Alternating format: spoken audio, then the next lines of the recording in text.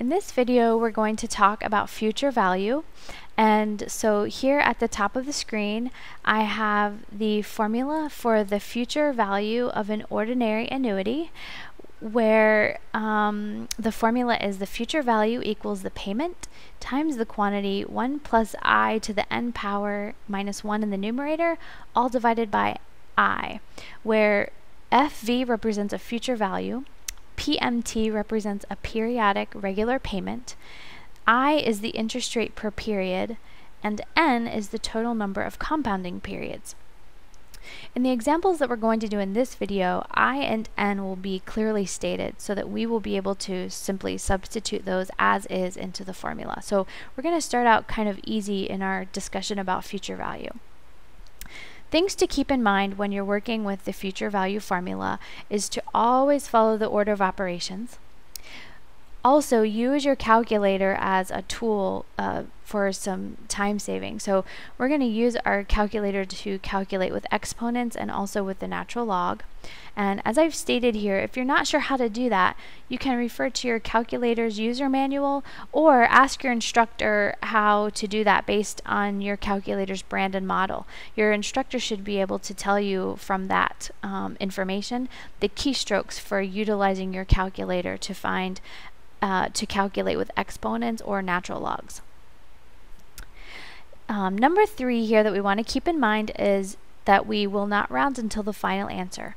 So during our examples today, you're going to see a lot of long decimal values. That's because we save rounding for the final step so that we get the most accurate final answer possible. We'll see in our examples today that when working with exercises related to future value, we'll be given all of the information except for one piece of information, and then we'll use our algebra skills to solve for that missing piece of information. In fact, point number 5 here is if you need to solve for n, which notice n is located here in the exponent of the formula, we're going to use the strategy where we take the natural log of both sides, and you'll see how that works in the second example that we work today. So let's get started with our first example. In our first example, we want to use the future value formula to find the future value given that n equals 23, I equals 0.05, and the payment is $66. So the first thing I'll do is write down the future value formula, since we know that's the guy we need to use to solve this problem. So here is the future value formula. And once we have the formula written down, we can go ahead and substitute the values that we know. So in this case, we are working to find the future value, so I'm going to leave the FV as is. The payment is $66. Then in the brackets, in the numerator, we have 1 plus I, which is equal to 0.05. N is equal to 23. Subtract 1 and divide all of that by I, which is 0.05.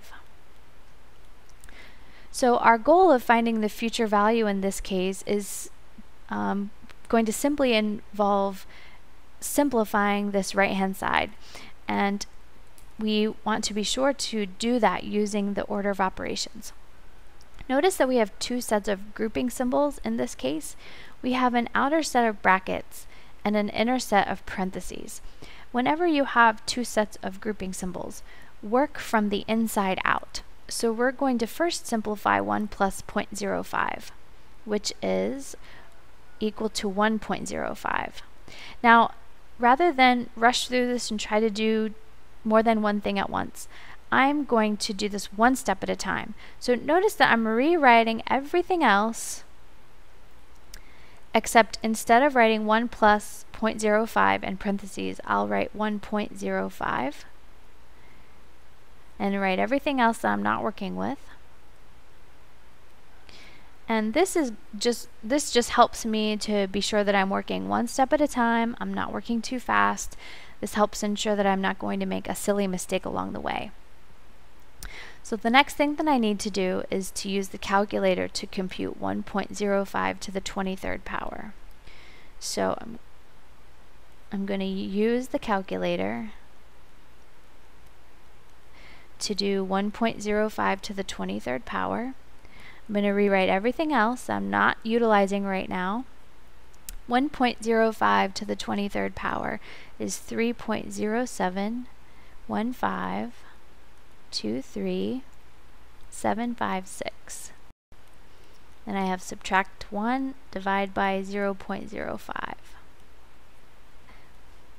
Now I'm going to subtract the numerator in this fraction. So I'm going to rewrite everything else. 3.071523756 minus 1 equals 2.071523756. That's divided by 0.05. Give myself a little bit more room here. Now I want to divide this decimal that we just wrote by 0.05. So rewrite everything else. And in brackets, doing that division gives us 41.430475512. And finally, as our last step, we want to multiply that decimal by 66. And when you do so, we get a future value of $2,734.41. So the future value is a dollar amount. I've written it as a dollar amount, and I've rounded to the nearest cent, since it is a dollar amount. So finding the future value given the payment and the values for I and N, as you can see, it's pretty straightforward. Just remember to follow the order of operations. Use your calculator to do that exponent so that it's a time saver. And I recommend that you just go one step at a time, and that will help ensure that you don't make a silly mistake along the way and get the correct answer. All right, let's do our second example. Our second example reads, use the future value formula to find the value for N, given that the future value is $3,366, the payment is $74, and I is equal to 0.08. So again, we're going to use the future value formula, so I'll write that on my paper.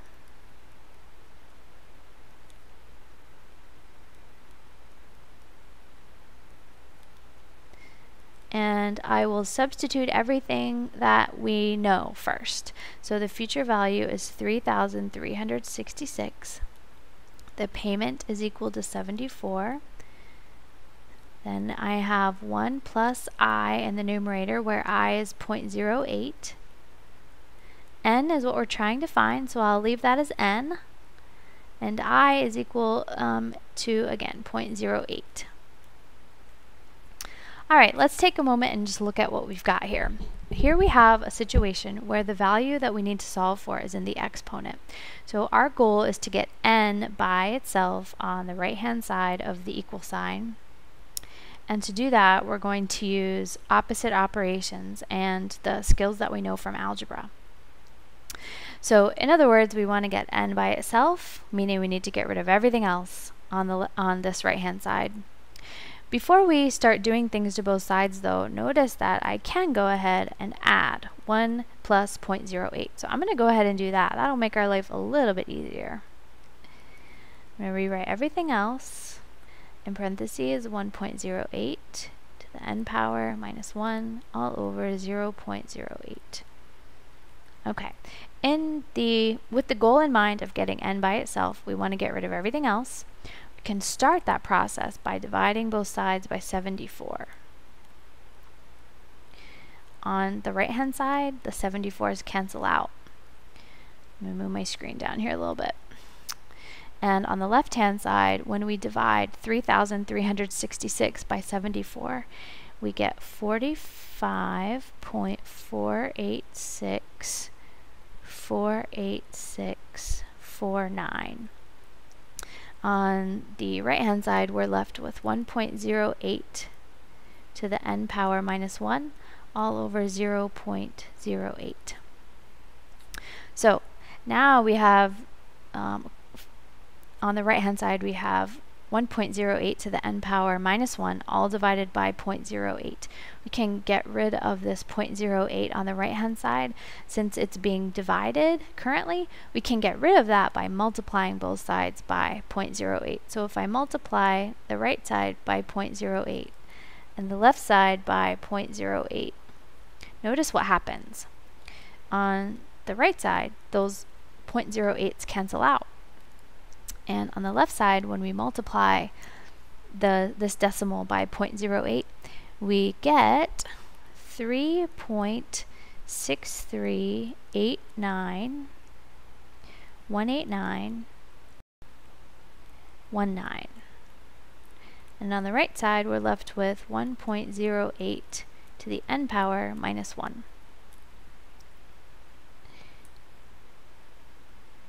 From here, again, our goal is to get n by itself. We can get rid of that minus 1 on the right side by doing the opposite operation and adding 1 to both sides.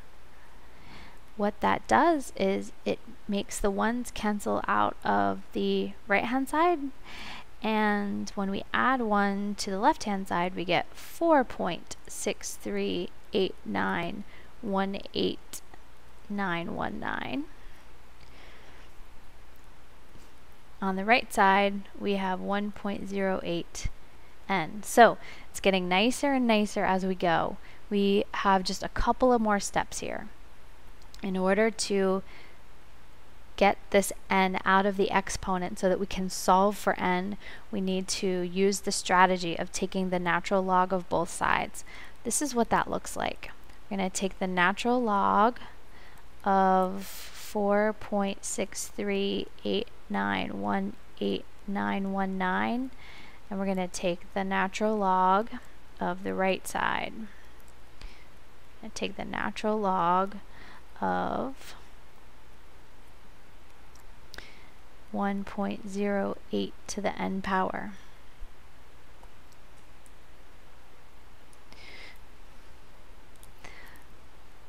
On the left-hand side, we can calculate the natural log of that decimal using the calculator.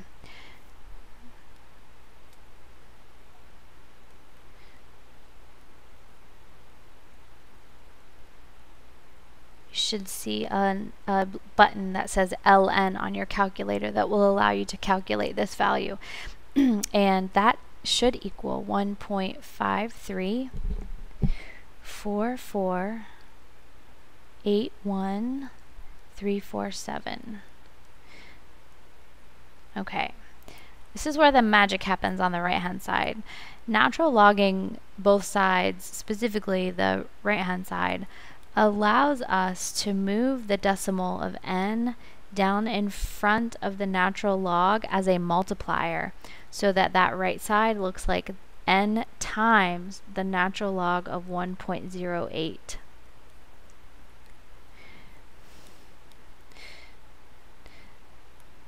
We can calculate the value of the natural log of 1.08 on the calculator, and that equals 0.07619610411.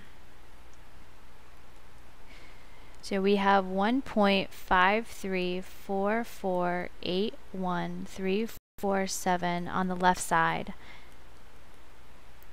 On the right side, we have this decimal multiplied by n, and since we like to see the number in front of the variable, I'm going to write this as 0.0769610410411 times n. And to solve for n, our very last step after all of that, so we're solving for n here, is to divide both sides by this decimal, 0.0769610410411. We're going to divide both sides by that.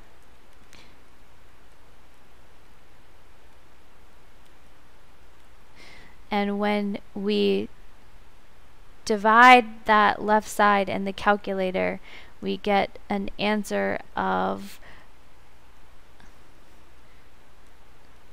approximately 20 when we round that to the nearest whole number. So n in this case equals 20. So let me just backtrack real quick here. So when we divide both sides by 0.0769610411, that cancels out of the right hand side, leaving us with just n. And when we divide this fraction in our calculator, we get approximately 20 when we round it to the nearest whole number. So in this case, n equals 20 as our final answer.